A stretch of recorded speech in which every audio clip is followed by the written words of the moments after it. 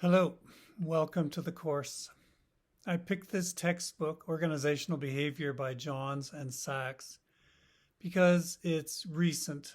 It's got a good explanation of what we think we know about organizational behavior, how people work in organizations.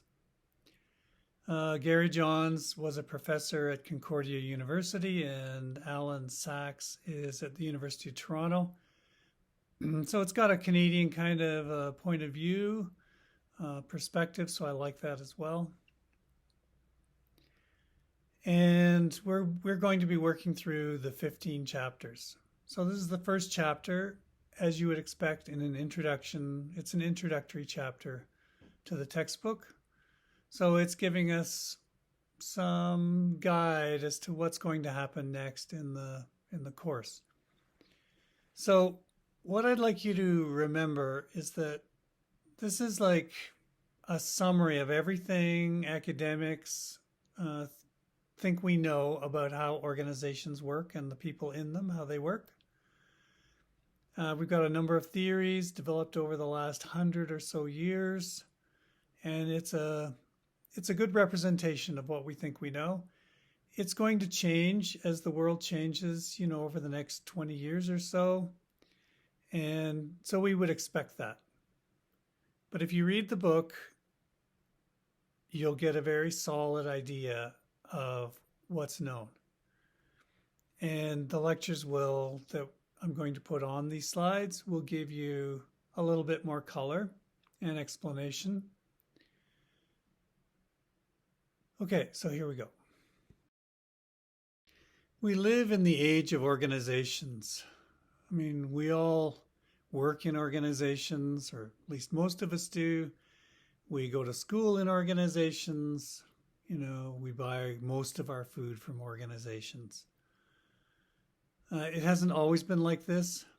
So we do have to realize we live in a particular time in the world, and organizations are becoming more and more powerful and all pervasive. So we just have to understand that.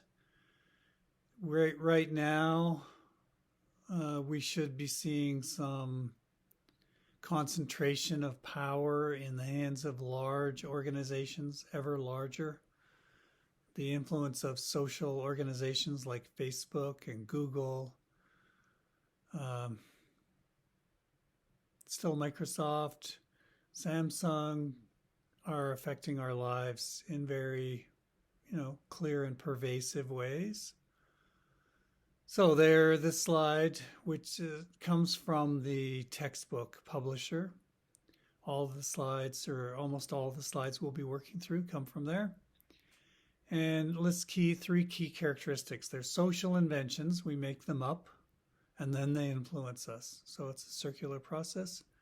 They're about goal accomplishment, and it's about groups, teams, because we always work with other people, or almost always in organizations.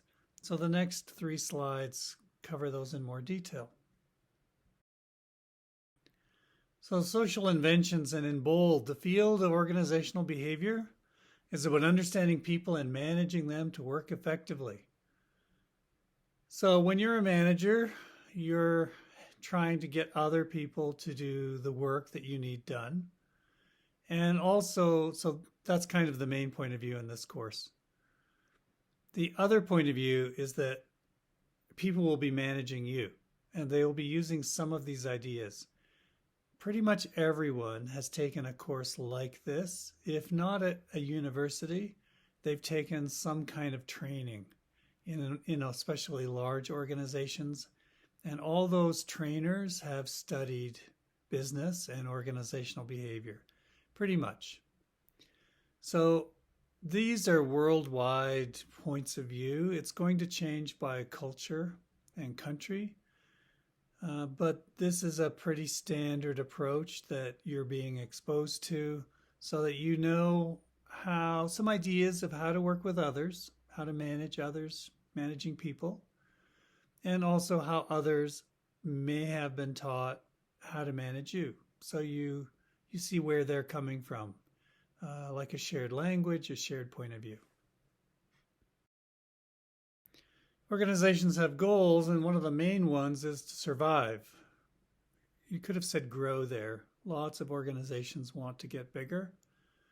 Usually growth provides an advantage in survival. Larger organisms tend to survive when times get tough because they have a bit of buffer. On the other hand, large organizations can be susceptible to shocks, and because they take more resources to keep going, they can fail, where a small organization might not. You could think of small, animal organisms. The dinosaurs die when the asteroid hits the Earth. The little rodents don't. So, same kind of idea. But before the asteroid hit, it's all about the dinosaurs.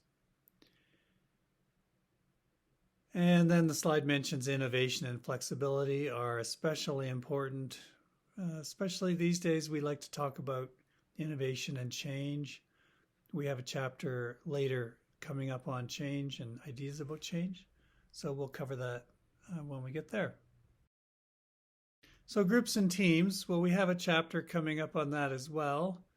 And while some of us work individually, and there are certainly one-person organizations like consulting companies, and it's said that an engineer is never unemployed, or I'd say retired. They become a consultant. So there's definitely one-person organizations, but lots of organizations and lots of the things that we do as a global society of people require multiple individuals, teams, building up to large organizations. So we're taking that as a standard. So what do we study when we study organizational behavior? Well, we study individuals, how we are as people first. And then when we're put into sets of people, groups and teams, and then even larger systems like the structures of an organization, and then the environment that it's set into. So we kind of build, as we go through the textbook, we kind of build on these blocks one by one to understand what's happening. So the point of this course is to help you understand the things that happen around you. And the basic point of view is that there's a lot that's not random. It's very orderly. When you don't know what's happening, it can seem random. But when you've got some experience, and in this case, we're giving you the experience from reading a book and listening to a lecture, it helps you to see what's going on in a real organization and therefore do better. So that's the main idea. Reading a book like this, listening to lectures about it, help you to do better in organizations, in your work, and therefore your life. Human resource management is basically applied organizational behavior. So we've got a chapter coming up later on motivation theories. How do you motivate a person to work the way you need them to work? And we have a number of theories there, which we'll get into, like goal setting. Human resource management is that applied. So how do we use those ideas to work with people in organizations? Acquire, how do you get people? How do you develop them? How do you motivate them? How do you retain them? How do you pay them? How do you move them between jobs? The bus metaphor. Who's on the bus? That's like selection and retention. What jobs do they do, or roles? That's like the seats they take on the bus. And who has to get off the bus? That's like firing and retiring. And you could probably add who gets run over by the bus, thrown under the bus. That's probably power and politics.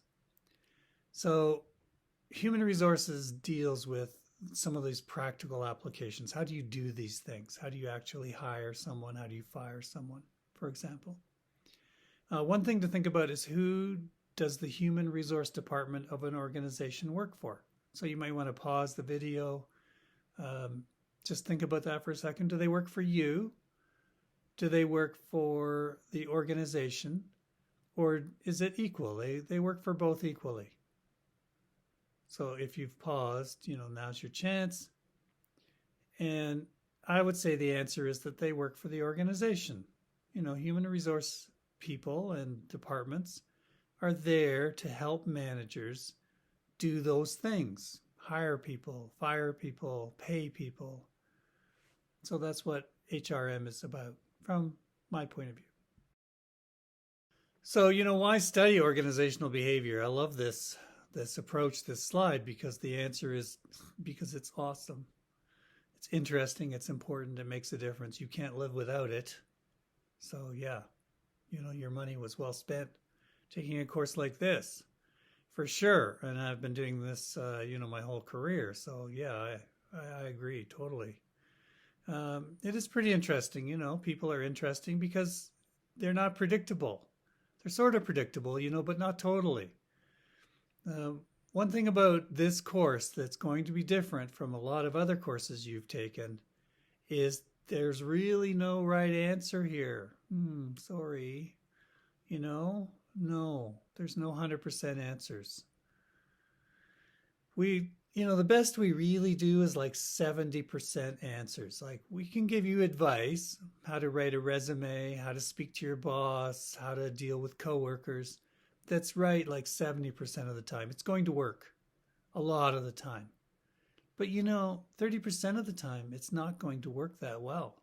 And you're like, but you said, but the textbook said. And if, you email me later, I'm like, well, yeah, but not always. Like, you can't count on anything 100%. So you have to kind of get used to this idea that we're giving you strong advice that works a lot of the time, but it's not guaranteed. It's important, this material. It's taught all over the world with books like this. And in some countries like China, they will teach using an English textbook. And they also have their own language textbooks that would have a slightly different point of view. But it's taught all over the world. And like I said before, in one point I made, it's well known, these ideas. Now, these ideas come from academics who invent theories and ways of thinking. It also comes from practitioners, people who actually do work and who have then thought about it. And it comes from consultants and consulting companies who come up with their own theories and models, which they sell to organizations.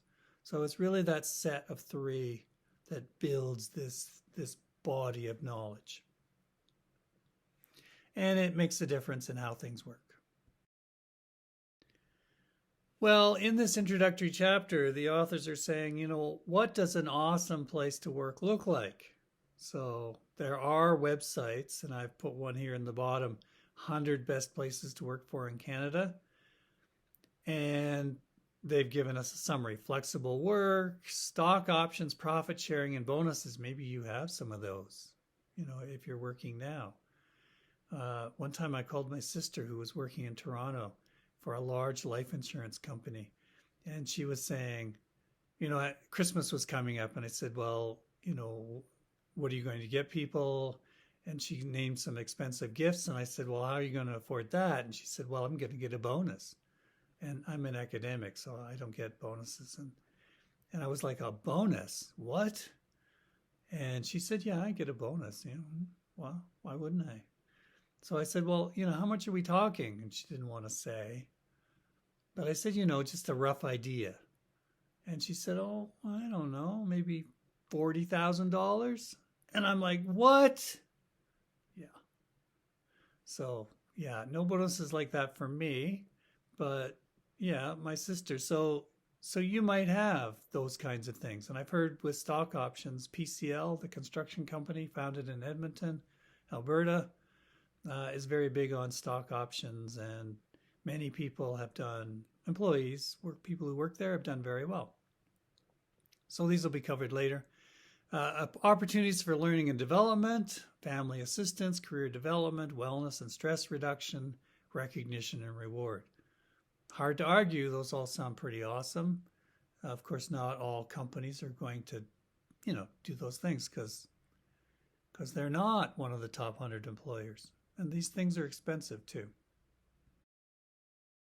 Well, here's a couple of fun slides that the authors have given us. Consider whether the following statements are true or false and write down, one sentence, the rationale, like why you thought that. So there's 3 on each of the next 2 slides. Do those and then we'll talk about them.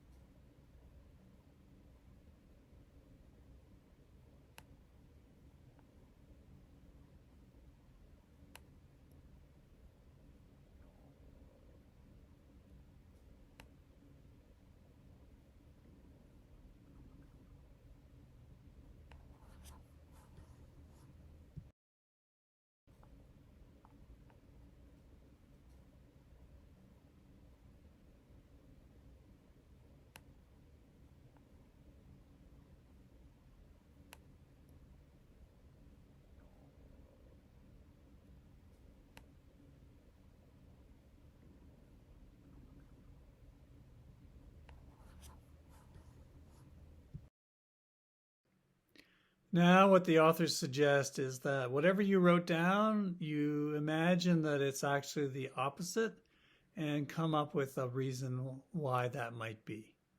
So, it gets you used to this idea of there's no 100% answer in organizational behavior. We have like some evidence, some thinking that there is one way is more right. Maybe it's 70-30, 70% of the time it's right. Maybe it's as high as 80-20, that's unlikely, but maybe 60-40 is pretty common, I would say. So give an answer on the other side.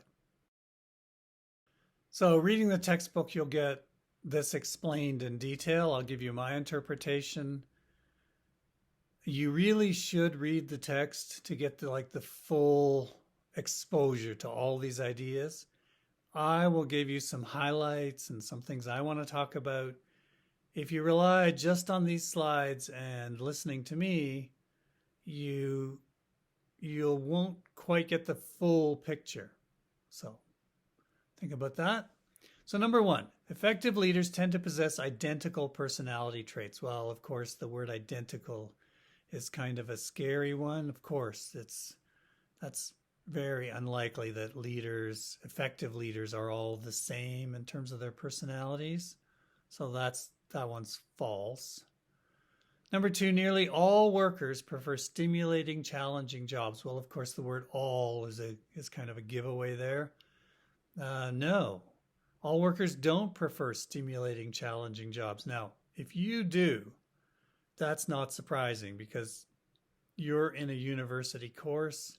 You're listening to this, you've got a textbook, you want to be stimulated, you want to be challenged, you want to learn. There are people out there, regular people, nice people, who just want to do like their work and go home. And they don't want any, why do I need stimulating and challenging? I just want to be paid, do my work, get paid, live my life. There's something to be said for that. Don't discount that. But if that's not you, and I don't think it is you, then don't be surprised that other people aren't like you. So if you're a manager and you're trying to stimulate and engage someone and they're like, no, don't be surprised.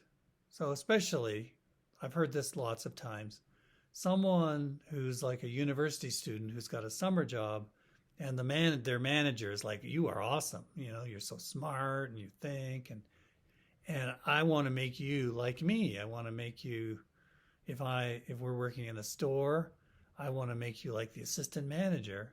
And the person who's being asked is like, no, I don't want to do that. And they're surprised. And why? And the answer, and no one ever tells them the truth, but the answer is because they don't want to be like you. Okay, so don't be surprised if other people aren't like you. Number 3, managers have a very accurate idea about how much their peers, their equals, and superiors, the people above them in the hierarchy, are paid. Managers have an accurate idea. No, they don't. People are very secretive about how much people get paid. And in Canada, we don't like to talk about how much we get paid. And it's kind of impolite to ask, although, some would. And so we tend not to know how much our peers are made. Plus, companies like pay secrecy. They like paying people different amounts for the same amount of work. I know what you're probably saying, but that's not legal. So all I'm saying is it happens, and companies can like to do that because it allows them to have some flexibility in how they pay people. Do managers have an accurate idea how much people above them are paid? No. And often you might hear a person say, well, why would I want to be like the next level up? Because there's so much more responsibility. And, like why? And what they don't tell you is, and you get paid a lot more, like a lot. Plus the opportunity to go even higher and earn even much more. Okay, I'm going to move on. Workers have a very accurate idea about how often they're absent from work. No, they don't. You might, as a person who manages someone, like you might be tracking it. It might just be in your mind, but they don't. So don't say, do you know how often you've been away? And they're like, no, like they don't know. So they're not being disingenuous, they're not lying. They just don't know.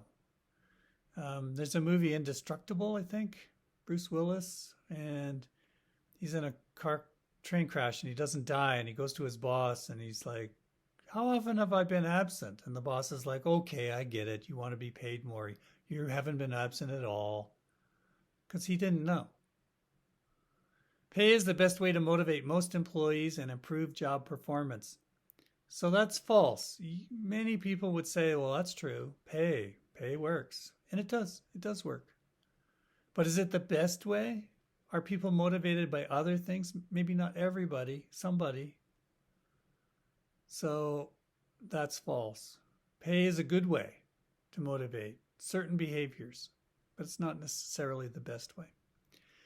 We'll cover all this later. Women are just as likely to become leaders in organizations as men.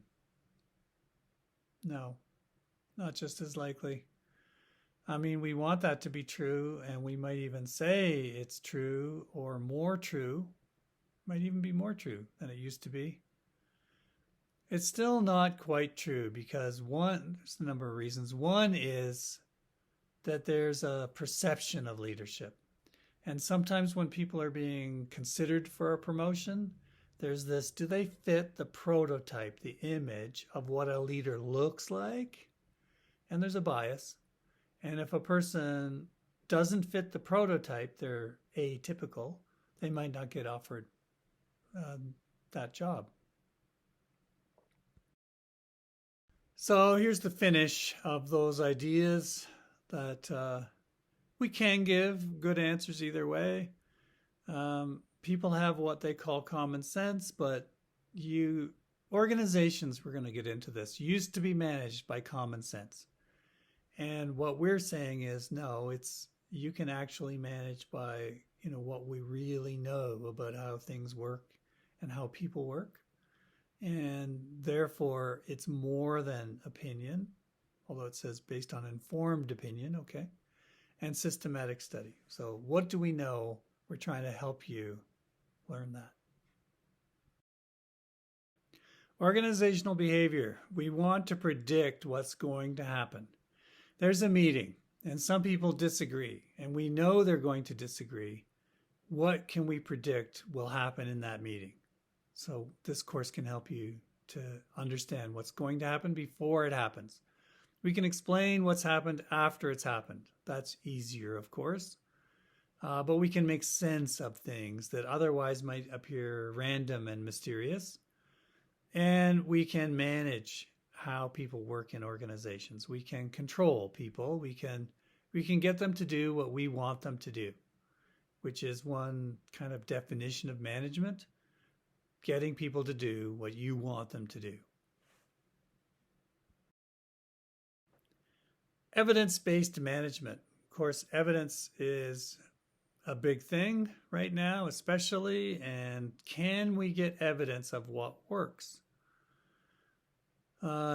Translating principles into practices, best scientific evidence.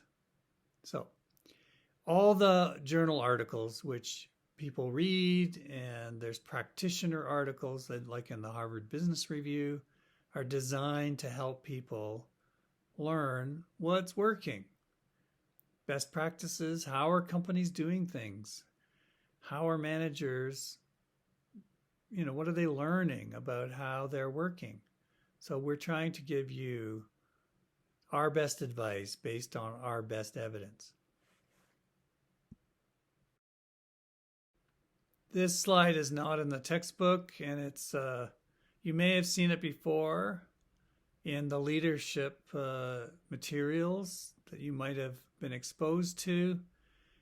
Google is based on the article, How Google Sold Its Engineers on Management. Now, it's a little bit older now, from 2013. Basically, Google, everybody knows Google, large company, and they wanted to get better at managing. And they decided, well, let's get some evidence. So they studied themselves. Now, this is important. Our textbook is like what works for management everywhere. Every country in the world, every person in the world, like what do we generally know? But Google had a much more narrow approach, reasonably. What works for us? So they studied all their managers and they found the ones that had the best ratings and the best team performance. And what did they do? And they compared those to the managers, and they're all pretty good because they're all at Google. So their bottom quartile of managers, like their worst managers, what did they do? They compare them. This is what the article talks about. And here's what they find. That for Google, this is the evidence. A good manager is what? First of all, a good coach. Helps others, empowers the team and doesn't micromanage, is concerned about team member success and personal well-being. So it's about the person, right? It's not just about the work and the job. So a good manager cares about people. Number 4 is productive and results-oriented. Results matter. You can't get away from that. Number 5 is a good communicator. Helps people to understand. Number 6, helps people with their career development. So it's like a mentor, a guide, how can I get you the experience you need? Number 7 has a clear vision and strategy for the team, so that's leadership. Number 8 has key technical skills that help him or her advise the team. So at Google especially, a good manager is also technically skilled. Given that this is chapter 1, we've got a little bit of history of organizational behavior. How have we thought about this over the years? Going all the way back to the late 1800s. And the classical view is going to be described on the next slide. And then bureaucracy, also coming up on the slide after that, and human relations. So what we're doing is we're kind of giving you a quick background into some older theories that, people study so they kind of know where we've been. It's like if you were studying chemistry and you had a little bit of a talk on phlogiston, that would be like how people used to think that fire worked before they actually figured it out. Lots of stories like that as science learns like what actually is working. Well, the classical view came about when a number of people who ran organizations decided to write books. Basically, and I forget the titles, but basically the books were what I learned about management from myself. And it's like, if you want to run a good organization, here's what you should do too, because it worked for me. So I bet it will work for you too. So we had some books like that, and that was the start of what we academics call the study of organizational behavior. Now, lots of ancient societies, like Egyptians building pyramids, they had theories of management and they had managers and probably leaders and teams. And, they Egyptologists figure that pyramids were built with teams of workers who came from like the same hometown. And when the Nile flooded, they couldn't work their fields. It's like 2 months of the year they're flooded. So they wanted to put these people to work and pay them in grain, so they don't starve. So the state of Egypt gets them into these work groups and starts them building pyramids, kind of a work project. So they had managers and they had all that stuff. But we don't know that they wrote anything down. Their hieroglyphics in the tombs, they just kind of tell us hints. Whereas now the classical view is the start of writing things down. But it's been superseded. We've gone past that because there's still books written by famous people or heads of companies who say, this is how I did it. And it's fun to read those books, but you don't learn a lot because it's like, okay, that worked for you with your personality in that time, in that company, in that country. So it's also specific. It's not generalizable. Scientific management and Frederick Taylor. You may have heard about or studied a bit of this already. This is important. It's really crucial stuff. And even though it's from the early 1900s, 1910, 1912, somewhere in there. And basically Taylor said, if we actually study how work is done, we can figure out how to do it better and faster and cheaper. And he kind of went on to say, and share some of the savings with the workers so they can be paid more. That kind of got lost as time went on.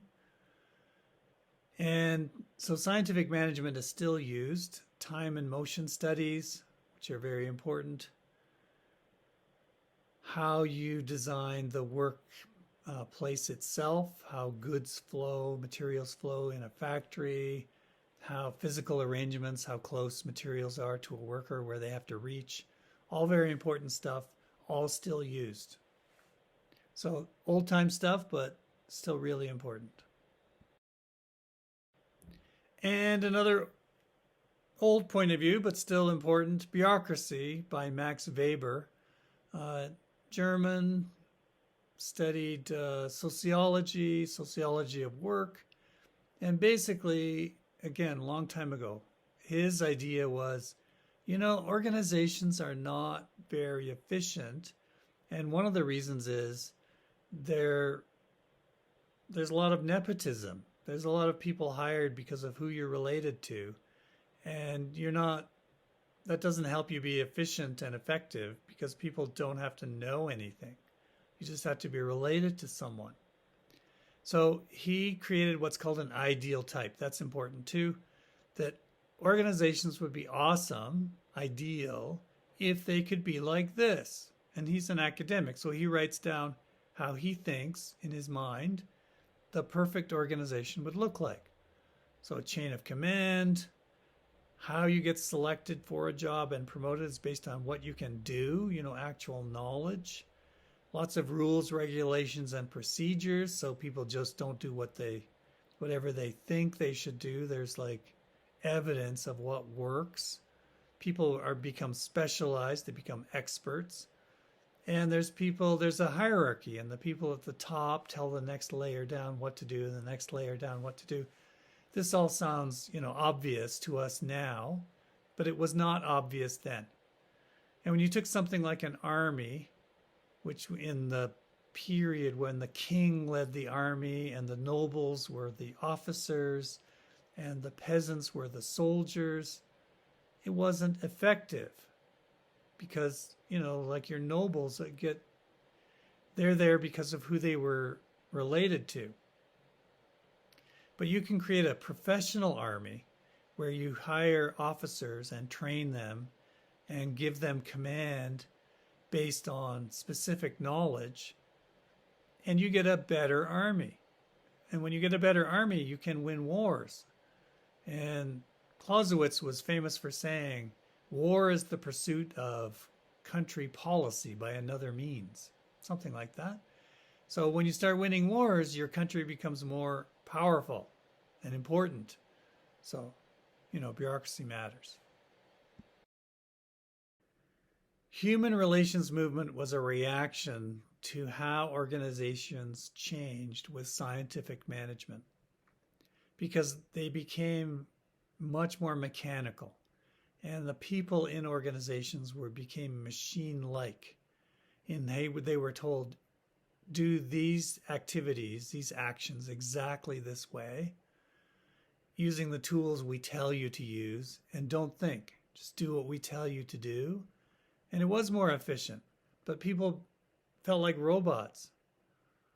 So they rebelled because they weren't used to being treated like this. In organizations, people were kind of free agents for a long time and just doing what they thought best. So they reacted and they said, we're not machines, we're really people. So treat us with humanity. So then this is what's called the human relations movement. Well, the Hawthorne studies are famous, and you need to know sort of the name, the Hawthorne studies, just in case it ever comes up, in Jeopardy or Trivial Pursuit or something like that.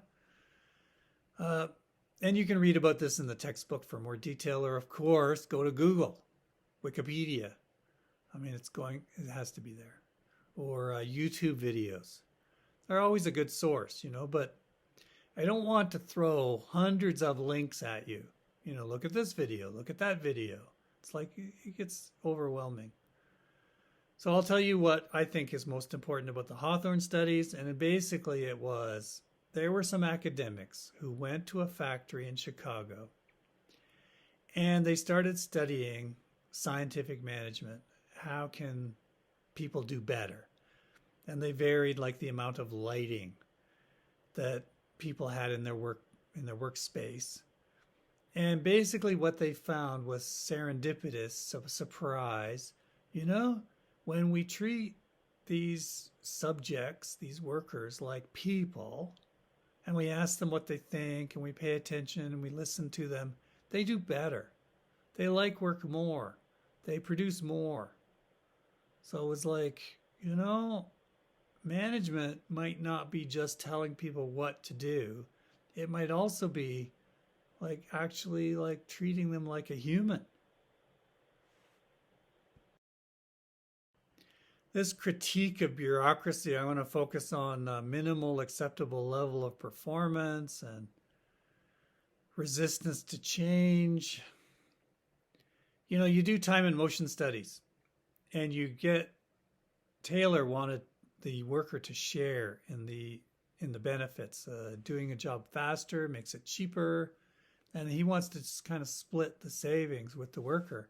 But of course, companies are going to be like, why would we do that? We're just going to take all the savings. Of course, they don't say that out loud. So to the extent that happens, workers figure out, we're making things better, but we're not seeing anything. And this is kind of pre-union. So management would come to a worker and say, we've figured out a better way to work, do this. And the worker is saying, well, what do I get? And they're like, you get nothing. And the worker's like, well, I'm not going to do it. And then the management is, well, you're resisting change. What's wrong with you? That's kind of my story on that. And also, one thing that happened was if you have 10 workers using shovels to load coal into some, wheelbarrows, and you do it faster and better, so now you need only 8, well, what happens to those extra 2 workers? So in some countries, they get laid off or fired, or maybe when 2 people quit, they just don't replace them. So people figure out eventually, what happens is there's just fewer of us doing the same amount of work. So that's not good for us.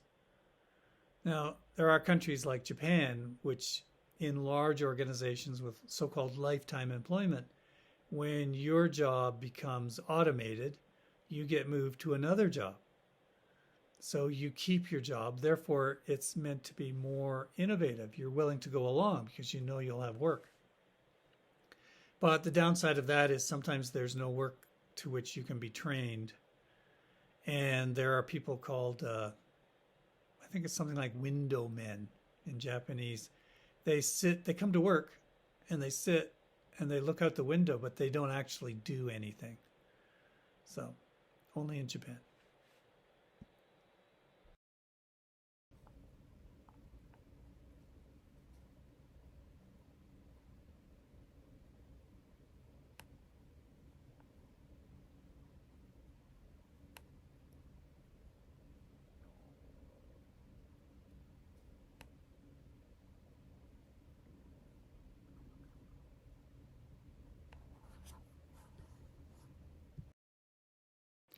We have 2 slides on the contingency approach.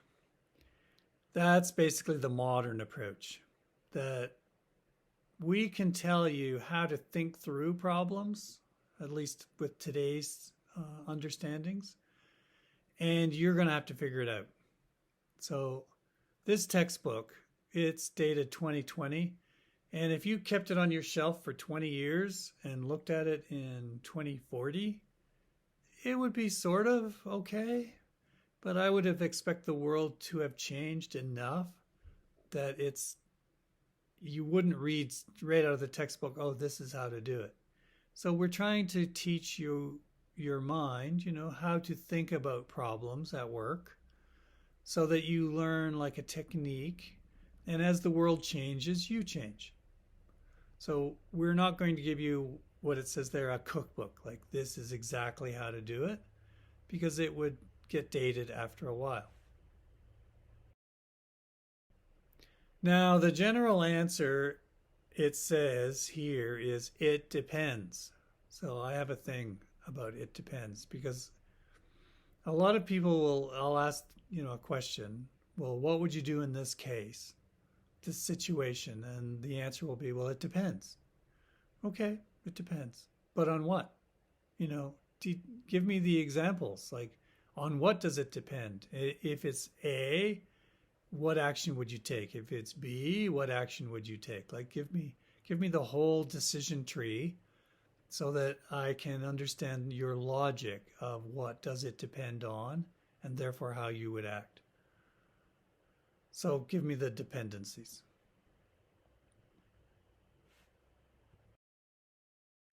What do managers do?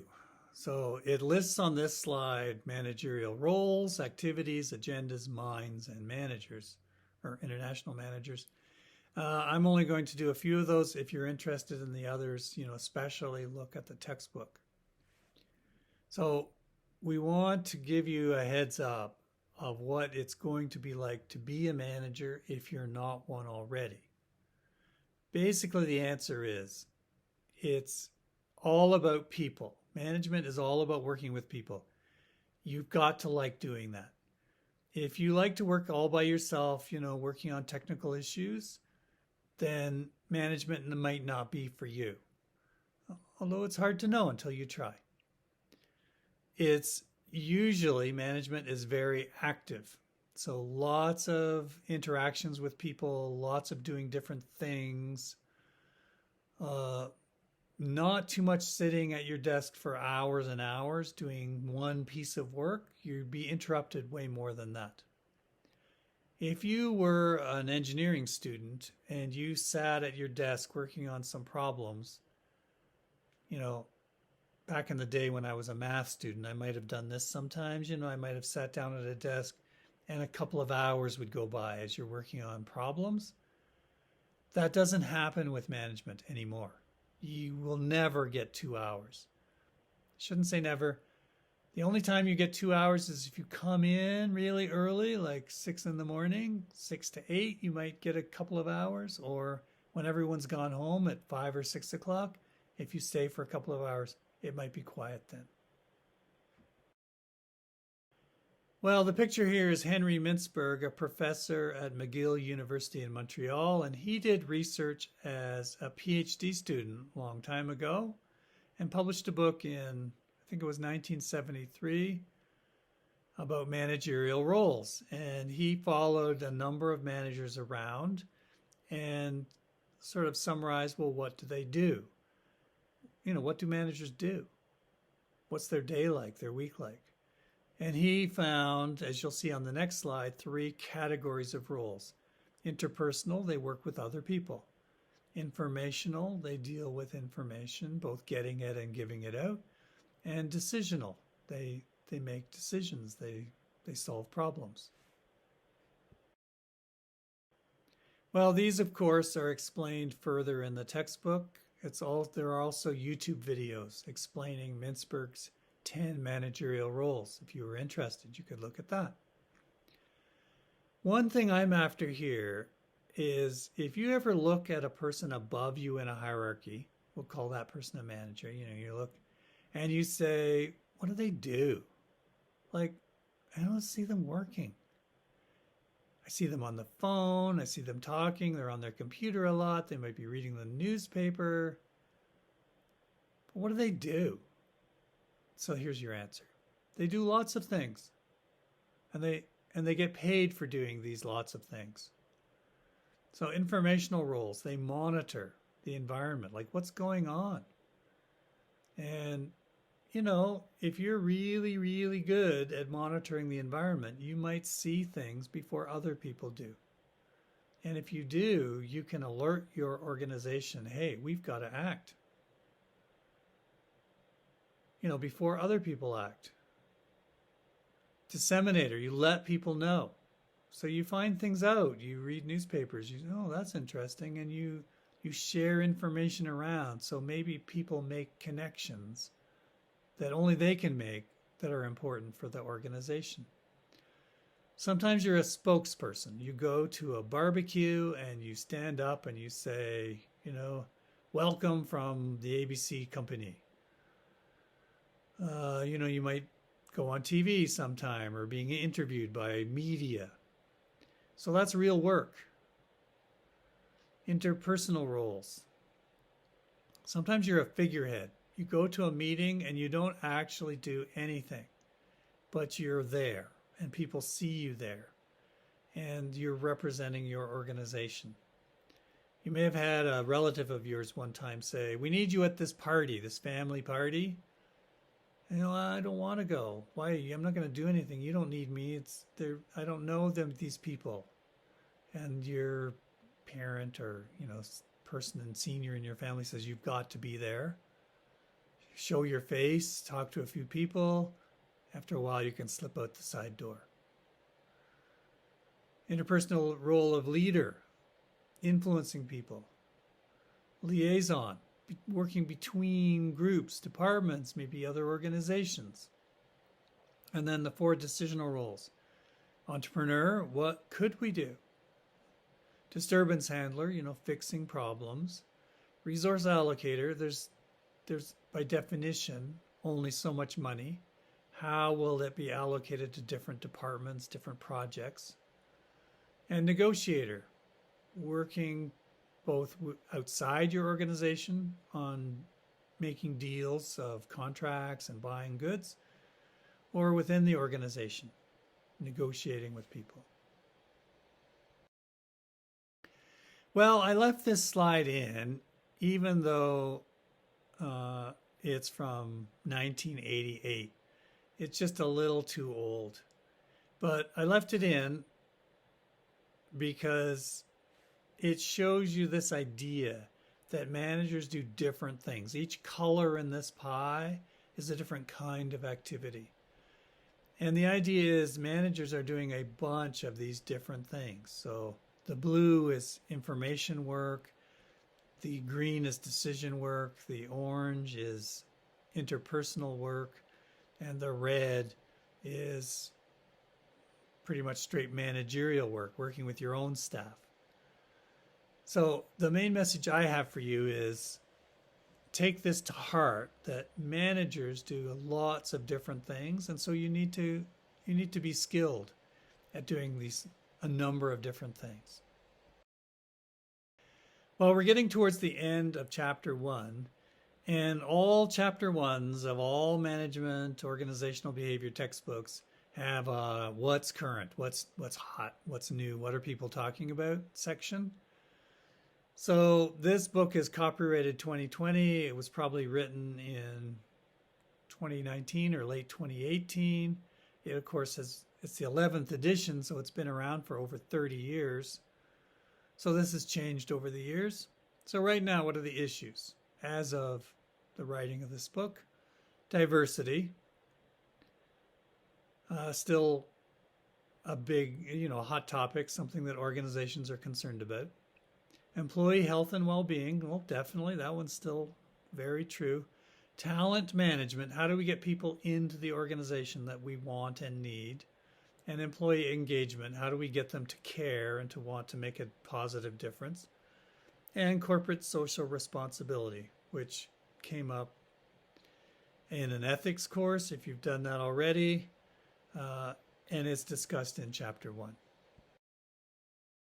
Well, this is a Canadian textbook, and Canada is very diverse as a country already, and it's becoming more diverse as people come from all over the world into Canada, bringing their own cultures with them. So we have to understand that point of view. Now, there are some countries that aren't culturally diverse. Japan is one of them, though I read that even they are bringing in more workers from other countries because they don't have enough home workers. I looked at a website once, I searched for most diverse countries in the world, and you get a ranking, from the most diverse to the most homogenous. So it's going to vary. But in Canada, we're not right at the top for diversity, but we're fairly diverse. And then the problems of equity and the issue, some would say problem, but right now we're probably still thinking globalization is a good thing. But there's definitely another side, that globalization has its problems too. And borders can close between countries. And even we've seen in the COVID era that state and provincial boundaries can close, which surprised me. Well, this is chapter 1, so we're just highlighting issues. Diversity comes up later in the course. And from the Canadian point of view, diversity is an opportunity. We definitely comes up in another chapter. The other point of view is that diversity can make things more difficult to be efficient in organizations. But that wouldn't be covered in a textbook like this one. Health and well-being, very important now. We take that more seriously. We care about the individual worker and how they're doing. And so all these issues, absenteeism, turnover, stress, all the things that can happen to someone at work is now like an official issue. So we have to think about that as management. And this is the second slide on employee health and well-being, work-life conflict.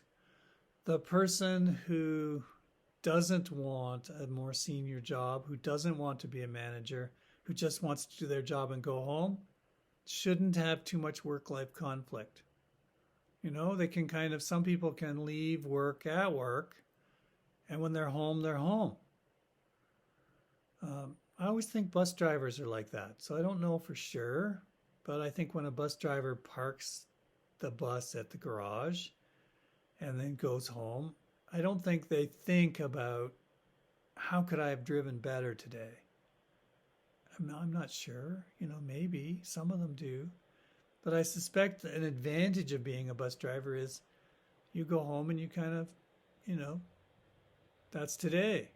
Now I'm just going to live my life until tomorrow. Whereas professional people, of course, the work-life separation is less, and therefore work-life conflict is expected to be more. Mental health problems at work, how to be more positive at work. These are all things that we care about more today's view of organizations. Well, here's a slide, essential components of a psychologically healthy workplace. And I always look for the date, and it's 2018, so that's good. It's from the American Psychological Association, so that's good. And, because that's a professional organization, I would treat that with respect. And here they are. Communication is like central, the green dot to everything. And what's a psychologically healthy workplace? Work-life balance, health and safety, growth and development, employee recognition, and employee involvement, which leads to both the employee feeling a sense of well-being and actually having well-being and organizational functioning. So you could ask yourself this question, those 5 questions around the circle. Do I have those at work? And is it communicated to me? And if you're a manager, do my people have these 5 things? And am I communicating to them about, the things they have available to them and how they're feeling about these things?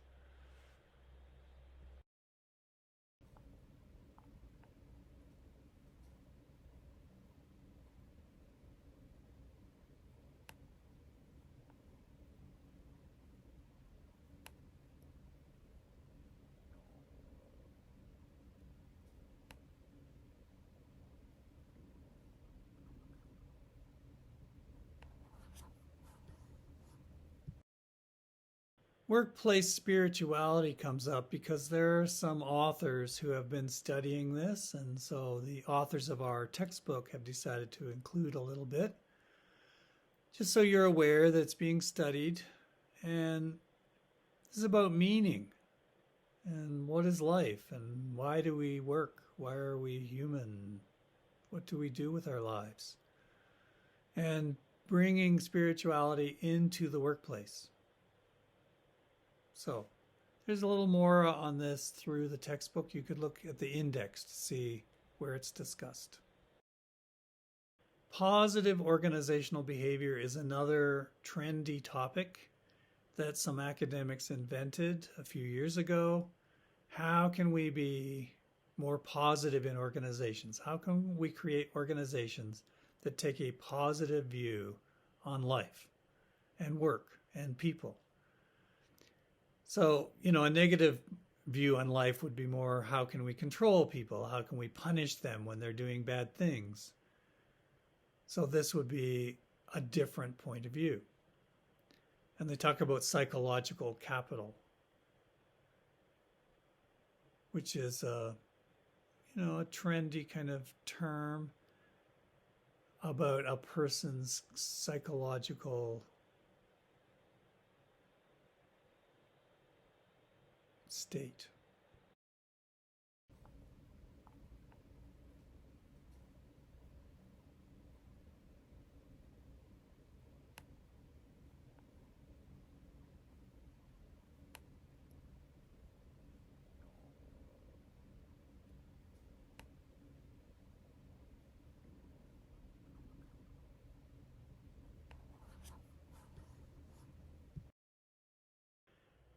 Talent management is like a new way of talking about hiring people, bringing them into an organization.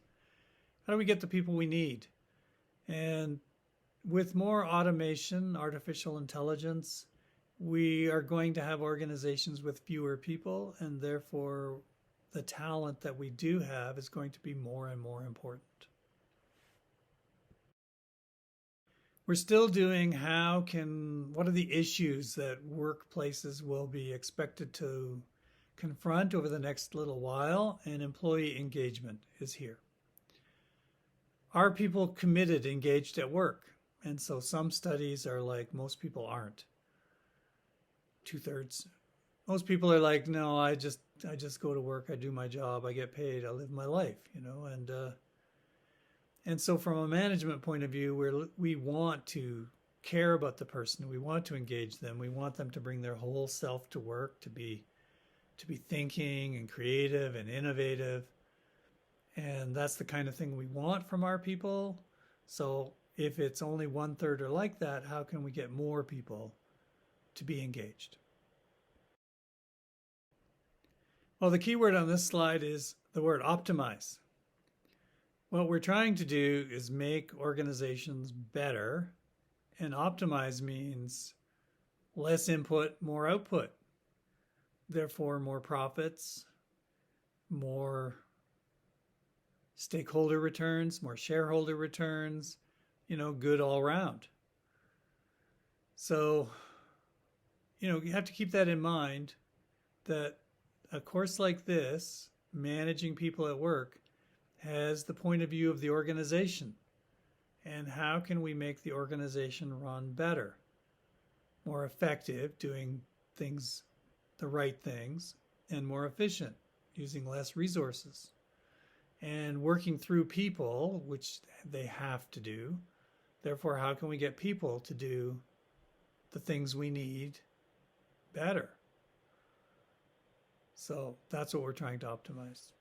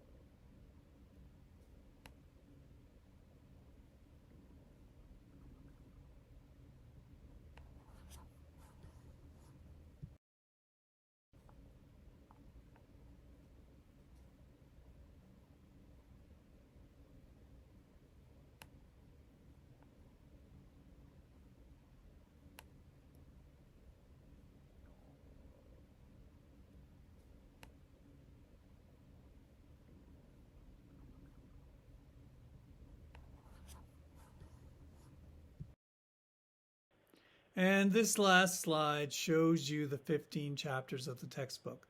The introduction we just did, getting you ready. Part 2, chapters 2 to 6, is individual behavior. What do we know about a person as a person?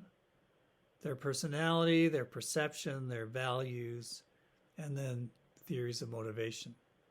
And then we add people into groups, and we make them into groups of people. So social behavior, groups and teams, social influence, socialization, leadership, communication, decision-making, power, and conflict. These are all things that happen between people at work. And then that's chapters 7 to 13. And then the last chapters of the book, the total organization, chapter 14, environment, strategy, and structure, and chapter 15, change, development, and innovation. So this is very typical in organizational behavior textbooks. Start with the individual, then go bigger with groups, and then bigger still with the environment, what an organization sits in a context, and how does it change. So that's the last.